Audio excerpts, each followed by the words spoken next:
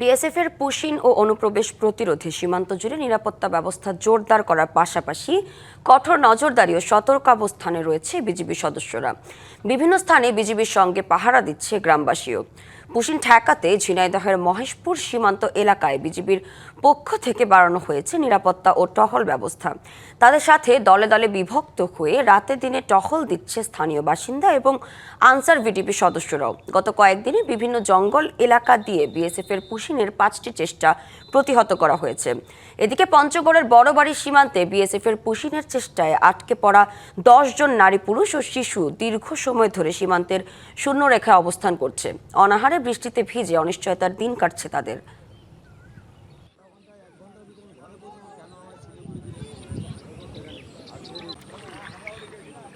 BGB ভাইরা অন্যদিকে আছে, আমরা সাধারণ পাবলিক গ্রামে সর্বোচ্চ চেষ্টা করি যে কোনো কায়দায় পুশিং ঠেকাবো, এই প্রতিরোধে আমরা মাঠে আছি। এখানে বিজিবি আছে এবং আমাদের গোপালপুর গ্রামের যে সাধারণ লোকজন আছে সবাই একসাথে মিলে এগুলো প্রতিরোধ করার চেষ্টা করছে। আমরা চেষ্টা করছি সবসময় প্রস্তুত থাকার এবং চিল্লাচিল্লির মাধ্যমে তাদেরকে আমরা প্রতিরোধ করছি এবং বিজিবি সব সময় আমাদের সঙ্গে আছে।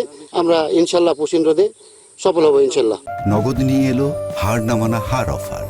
সর্বনিম্ন 10,000 টাকা রেমিটেন্স নগদে পাঠালে থাকছে স্বর্ণের হার জেতার সুযোগ।